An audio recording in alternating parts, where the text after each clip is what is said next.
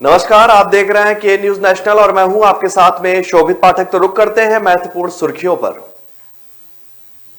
प्रधानमंत्री नरेंद्र मोदी ने रविवार को वीडियो कॉन्फ्रेंस के जरिए त्रिपुरा के 1.47 लाख से भी ज्यादा लाभार्थियों को प्रधानमंत्री आवास योजना ग्रामीण की पहली किस्त जारी कर दी। पाकिस्तान की खुफिया agency inter services intelligence Afghanistan में छोटे जिहादी ग्रुप्स को सपोर्ट कर रही है। जिन लोगों ने कोविशील्ड के पहले और दूसरे डोज के बीच 12 हफ्तों का अंतर रखा था, उनमें बेहतर इम्यून सिस्टम तैयार हुआ है।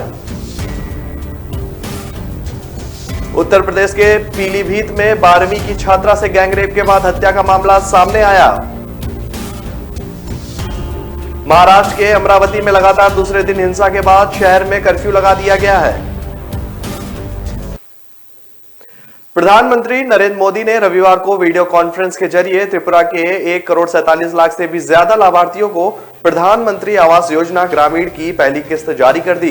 इस मौके पर मोदी ने कहा कि आज प्रधानमंत्री आवास योजना के तहत दी गई पहली किस्त ने त्रिपुरा के सपनों को भी नया हौसला दिया है। मैं पहली किस्त का लाभ पाने वाले करीब 1.5 लाख परिवारों को, सभी त्रिपुरा वासियों को हृदय से बधाई देता हूं। प्रधानमंत्री ने कहा कि अब त्रिपुरा को गरीब बनाए रखने वाली, त्रिपुरा के लोगों को सुख सुविधाओं से दूर रखने वाली सोच की त्रिपुरा में कोई जगह नहीं है। अब यहाँ डबल इंजन की सरकार पूरी ताकत से है, पूरी ईमानदारी से राज्य के विकास में जुटी है। आज देश के विकास को एक भारत श्रेष्ठ भारत की भावना से देखा जाता है। विकास को अब देश की एकता अखंडता का पर्याय माना जाता है। मोदी ने कहा कि पहले देश के उत्तरी और पश्चिमी हिस्सों से हमारी नदियां तो पूरब आती थी, लेकिन विकास की गंगा यहां पहुंचने से पहले ही सिमट जाती थी।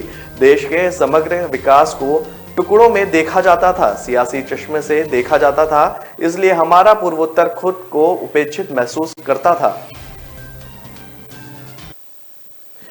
पाकिस्तान की खुफिया agency inter services intelligence Afghanistan में छोटे जिहादी ग्रुप्स को सपोर्ट कर रही है। इन जिहादी ग्रुप की विचारधारा ज्यादा कट्टर है। इनका इस्तेमाल तालिबान को कमजोर करने के लिए किया जा रहा है। ये दावा फॉरेन पॉलिसी की एक रिपोर्ट के आधार पर किया गया है। न्यूज रिपोर्ट में एक डॉक्यूमेंट के आधार पर कहा गया है कि आईएसआई फंडेड इस्लामिक इंटरविटेशन अलायंस को तालिबान की जीत सुनिश्चित करने के उद्देश्य से 2020 की शुरुआत में बनाया गया था। अब इसका उद्देश्य पूरे अफगानिस्तान में चरमपंथ को सशक्त बनाकर तालिबान को अस्थिर करना है। आईआईए एक साल से ज्यादा समय से अमेरिका खुफिया विभाग के रडार पर भी है। न्यूज रिपोर्ट में कहा गया है कि आईआईए में करीब 4500 लड़ाके हैं। इसके जरिए आईएसआई अफगानिस्तान में जिहाद आंदोलन को जीवित रखकर तालिबान पर अपना दबाव बनाकर रखना चाहती है। इसमें यह भी कहा गया है कि आईएसआई से मिलने वाली फंडिंग को आईआईए अपने मेंबर ग्रुप्स को दे रहा है। इससे आतंकवादी संगठन आईएसके को बूस्ट मिल रहा है। मेंबर्स ग्रुप के जरिए हमलों की जिम्मेदारी लेकर आईएसके को खुद को एक मजबूत संगठन के तौर पर दिखाने में मदद मिल रही है। जिन लोगों ने कोविशील्ड के पहले और दूसरे डोज के बीच 12 हफ्तों का अंतर रखा था, उनमें बेहतर इम्यून सिस्टम तैयार हुआ है। सीरो सर्वे के मुताबिक इससे इन लोगों को तुरंत किसी बूस्टर डोज की जरूरत नहीं है। इस रिपोर्ट का हवाला देते हुए एक्सपर्ट ने देश में 2 डोज के बीच के अंतर को कम करने की किसी भी संभावना से इनकार किया है।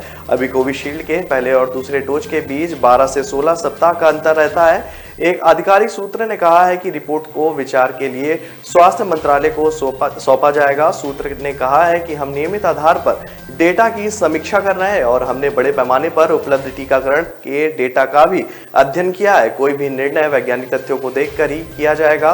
सूत्र के अनुसार कोविशील्ड के दोनों डोज के अंतर को कम नहीं किया जाएगा, क्योंकि डेटा से पता चलता है कि कोविशील्ड की 2 खुराक के बीच 3 महीने के अंतराल में इम्यून सिस्टम में बेहतर सुधार हुआ है।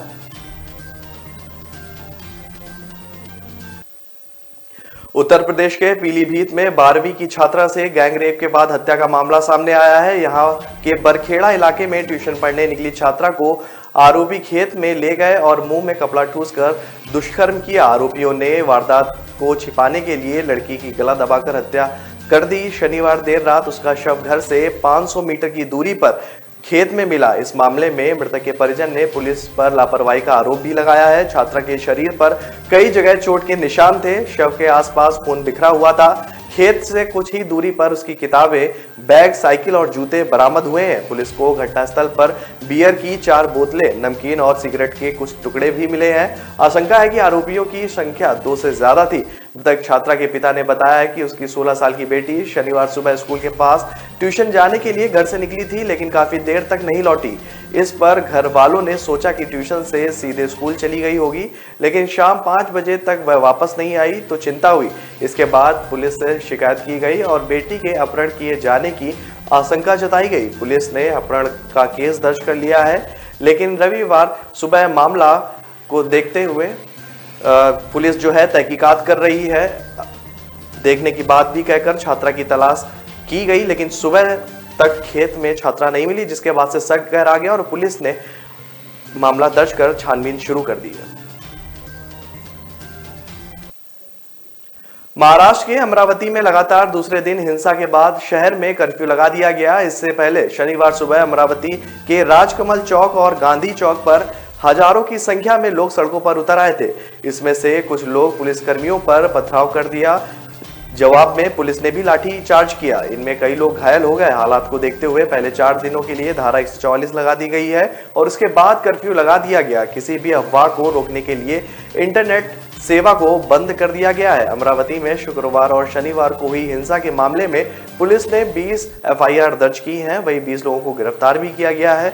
गृह मंत्री दिलीप वलसे पाटिल ने कहा है कि अमरावती को छोड़कर पूरे राज्य में शांति है। हम स्थानीय लोगों से अपील करते हैं कि लोग शांति बनाए रखें। समाज में दरार पैदा करने वालों पर कार्रवाई होगी। अगर कोई भड़काएगा तो उसके खिलाफ कार्रवाई की जाएगी। महाराष्ट्र के डीजीपी संजय पांडे ने कहा है कि स्थिति हमारे नियंत्रण में है। कानून व्यवस्था बनाए रखना हमारी जिम्मेदारी है। हमें उम्मीद है कि ऐसी कोई भी स्थिति नहीं आएगी जिसमें हमें बल प्रयोग करना पड़े। लोगों से कानून व्यवस्था को बिगाड़ने वाली गतिविधियों में शामिल ना होने की भी अपील की गई है। तो रुक रहे हैं एक छोटे से ब्रेक के लिए। ब्रेक के बाद जल्द हाजिर होंगे। के रेडियो माहिती, मनोरंजन और मस्ती का ट्रायो। के रेडियो कहीं भी कभी भी, दिन हो मंगलमय से लेकर गुजरा हुआ जमाना तक का सफर। के रेडियो आप सुन रहे हो के रेडियो। जल्द शुरू हो रहा है के न्यूज की सुरीली भेंट। के रेडियो आप सुन रहे हो के रेडियो, कहीं भी कभी भी। आप हमें डाउनलोड कर सकते हैं। लाइक कीजिए, कमेंट कीजिए, सब्सक्राइब कीजिए और सुनिए के रेडियो कहीं भी कभी भी। मैं हूँ आपकी आज जलपा। रे रे रे रे मारी सवार, ये गाना सुना ही होगा आपने। चलो सुबह हो गई, मस्ती की कश्ती, दिन का सफर सुहाना, एक शहर एक नजर, जनवाणी, सुनहरी दोपहरी, ये शाम मस्तानी, ढल गया दिन, नगमों की बारात, गुजरा हुआ जमाना, फिर वही रात है, मनोरंजन, माहिती और मस्ती के साथ। आप सुन रहे हो के रेडियो, कहीं भी कभी भी।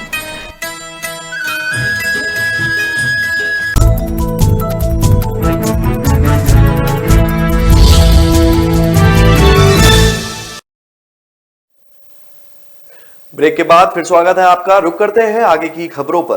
कांग्रेस के वरिष्ठ नेता सलमान खुर्शीद की किताब सनराइज ओवर अयोध्या पर विवाद थमता नजर नहीं आ रहा है। मध्य प्रदेश के बाद अब इस पर देश भर में भी बैन लग सकता है। सांस्कृतिक एवं संसदीय राज्य मंत्री अर्जुन राम मेघवाल ने कहा है कि ये किताब समाज में आने लायक नहीं है। इस विषय पर चर्चा होगी। साहित्य अकादमी इस किताब पर बैन लगाने पर निर्णय करेगी। मेघवाल शनिवार को जबलपुर दौरे पर थे।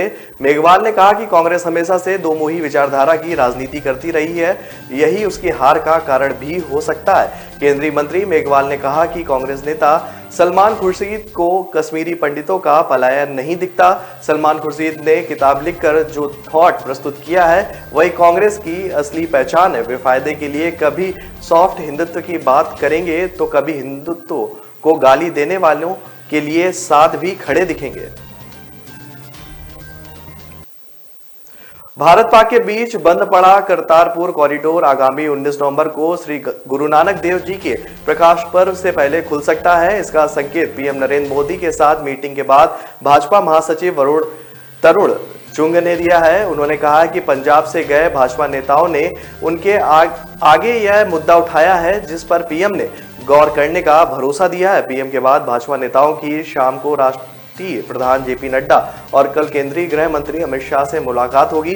करतारपुर कॉरिडोर कोरोना की वजह से पिछले साल से बंद है। इसको लेकर पंजाब के सीएम चरणजीत चन्नी और विरोधी अकाली दल भी मुद्दा उठाते रहे हैं। भाजपा नेता हरजीत ग्रेवाल ने भी इसकी पुष्टि की है। संगत खुले तौर पर श्री करतारपुर साहिब के दर्शन कर सके, इसलिए मांग उठाई गई है कि किसान आंदोलन के मुद्दे पर हरजीत ग्रेवाल ने कहा कि वे चाहते हैं कि किसानों की बात भी लेकर जाएं। इस बारे में किसान नेताओं को बताया गया था कि वे पीएम से मिलने जा रहे हैं। अगर वे अपनी कोई बात रखना चाहते हैं तो बता दें। इस पर किसान नेताओं ने कहा कि उन्हें 2 से 3 दिन का समय चाहिए।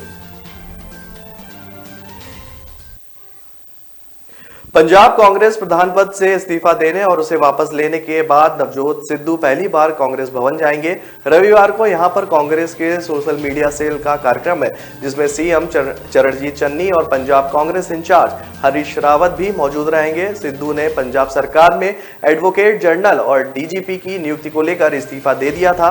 इसके बाद वे कभी कांग्रेस भवन नहीं गए। उन्होंने इस्तीफा वापस लिया, लेकिन कहा जा रहा है कि जब तक एजी और डीजीपी नहीं हटाए जाते वे कांग्रेस भवन नहीं जाएंगे। इसके बाद कांग्रेस हाईकमान की मध्यस्थता के बाद एजी एपीएस देओल को हटा दिया गया है। हालांकि डीजीपी इकबाल प्रीत सहोता अभी तैनात है। सिद्धू को भरोसा दिया गया है कि जब यूपीएससी से पैनल आ जाएगा तो डीजीपी को भी हटा देंगे।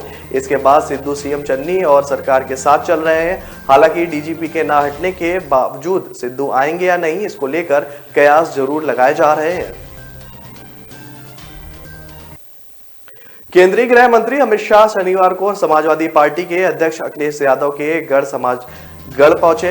यहां उनके निशाने पर समाजवादी पार्टी ही रही। शाह ने कहा कि मैं अखिलेश जी से एक बात कहते हुए योगी सरकार को एक सर्टिफिकेट देकर जाना चाहता हूं। उन्होंने पूर्वांचल को मच्छर और माफिया दोनों से मुक्त कर दिया है। यहां सफाई भी नहीं करते थे, मच्छरों का राज था। पूरे पूर्वांचल में दिमागी बुखार से बच्चे मर रहे थे। मोदी के स्वच्छता अभियान को योगी सरकार ने जमीन पर उतारा और मच्छर मुक्त पूर्वांचल दिया। आजमगढ़ की सभी विधानसभा सीटों पर इस बार कमल खिलने वाला है। शाह ने आगे कहा कि जिस आजमगढ़ को सपा के शासनकाल में कट्टरवादी सोच और आतंकवाद का पनाहगाह के रूप में जाना जाता था, उसी भूमि पर मां सरस्वती का धाम बन रहा है। यह बाबा विश्वनाथ की भूमि है। प्रभु श्री राम संत कबीर गुरु गोरखनाथ की भूमि है। यहाँ मां सरस्वती का मंदिर बनने जा रहा है। यह बदलाव की शुरुआत है। जिस आजमगढ़ को देश विरोधी गतिविधियों का अड्डा बनाकर रखा जाता था, उसी आजमगढ़ से आज युवा पढ़ लिखकर देश के विकास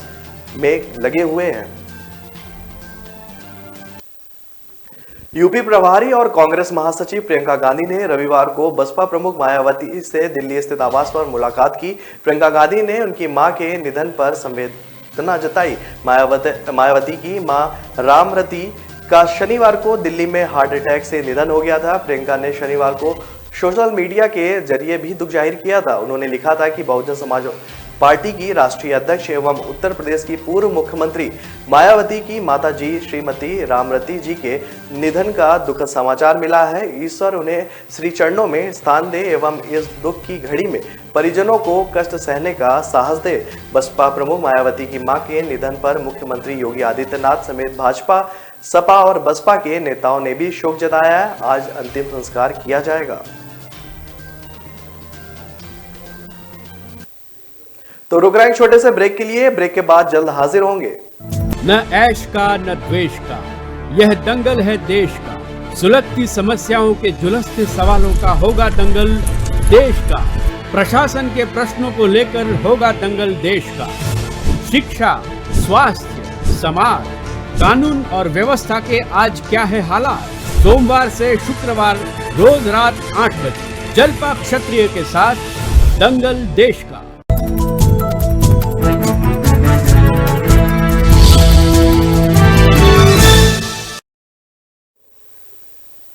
ब्रेक के बाद फिर स्वागत है आपका। रुक करते हैं आगे की खबरों पर। विधानसभा के इतिहास में रविवार को पहली बार बाल सत्र हो रहा है। देश प्रदेश से 200 बच्चे विधायक और मंत्रियों की भूमिका में विधानसभा पहुंचते हैं। बच्चों को मुख्यमंत्री, नेता प्रतिपक्ष, मंत्री और विधायक की भूमिका दी गई है। सदन में बच्चों के बैठने की व्यवस्था भी उसी हिसाब से की गई। इस दौरान मुख्यमंत्री अशोक गहलोत की पोती काशनी ने सभी का ध्यान खींचा। वे भी विधायक के तौर पर विधानसभा में शामिल हुई।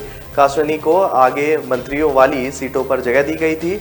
उसने स्कूली बच्चों को वन जीवन और पर्यावरण से परिचित करवाने के लिए जंगल के टूर पर ले जाने का सुझाव दिया।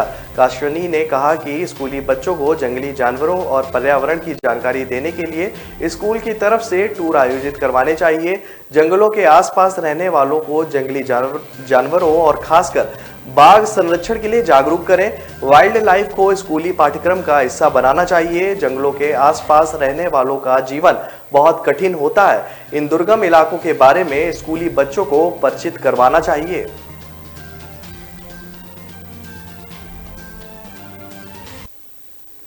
छत्तीसगढ़ महाराष्ट्र बॉर्डर पर गढ़चिरौली में शनिवार को हुई मुठभेड़ में पुलिस को बड़ी सफलता हाथ लगी है।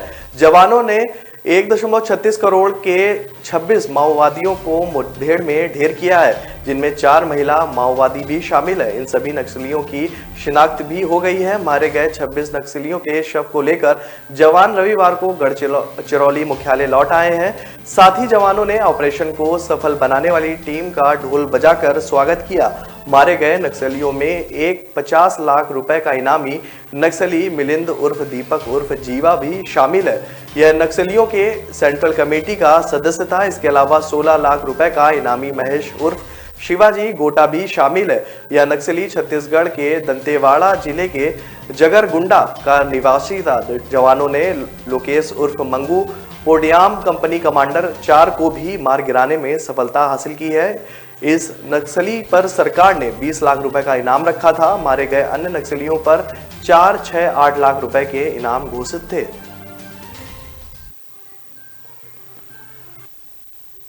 मार्च 2022 में होने वाले यूपी विधानसभा चुनाव को लेकर इनेलो नेता अभय चौटाला ने बड़ा बयान दिया है। अभय चौटाला ने कहा है कि भाजपा को हराने के लिए वह यूपी में प्रचार करने के लिए जाएंगे। अगर उनको भाजपा को सत्ता से बाहर रखने के लिए कांग्रेस का प्रचार भी करना पड़ा तो वह इसके लिए भी तैयार है। अभय चौटाला ने कहा कि चुनाव आने पर उनको वहां पर विपक्ष की किसी भी पार्टी या उम्मीदवार की तरफ से चुनाव प्रचार के लिए निमंत्रण भेजा जाएगा तो वे वहां जरूर जाएंगे। उनके लिए कांग्रेस भी अछूती नहीं है। उनका मुख्य मकसद भाजपा को सत्ता से बाहर करने का है। अगर यूपी में भाजपा प्रत्याशी को हराने के लिए कोई भी उम्मीदवार, किसी भी पार्टी का उम्मीदवार उनको बुलाता है तो वे प्रचार के लिए जरूर जाएंगे। यूपी में अगले साल फरवरी मार्च में विधानसभा की 404 सीटों पर चुनाव होने हैं और भाजपा की सपा कांग्रेस बसपा से सीधी टक्कर होगी।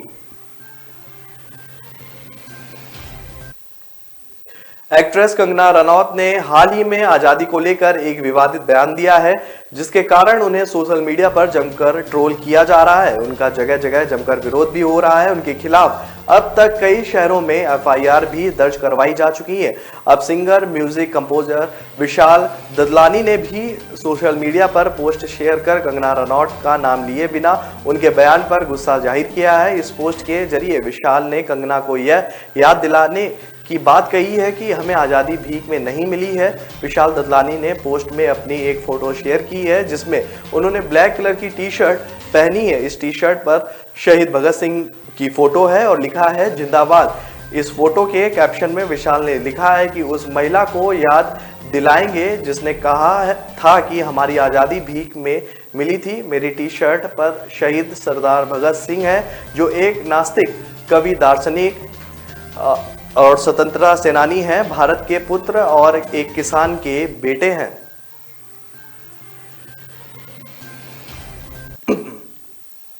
टीम इंडिया के पूर्व दिग्गज बल्लेबाज VVS Laxman National Cricket Academy के नए हेड बनाए गए हैं। इससे पहले एनसीए के प्रमुख राहुल द्रविड़ थे, जो अब भारतीय टीम के कोच हैं। पहले लक्ष्मण ने इस पद को संभालने से मना कर दिया था, लेकिन बीसीसीआई अध्यक्ष सौरव गांगुली ने उन्हें मना लिया है। लक्ष्मण इंडिया के साउथ अफ्रीका दौरे के बाद नई जिम्मेदारी संभाल सकते हैं।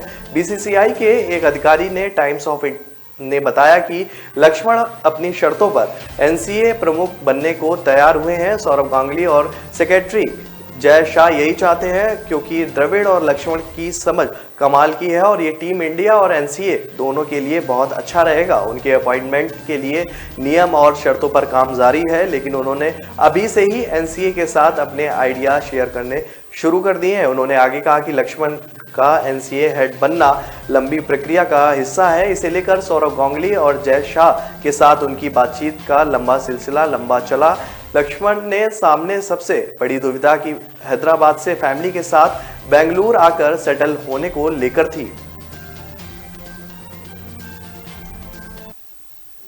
तो फिलहाल इस बुलेटिन में मेरे साथ इतना ही। आगे की खबरों के लिए बने रहिए के न्यूज नेशनल के साथ। नमस्कार।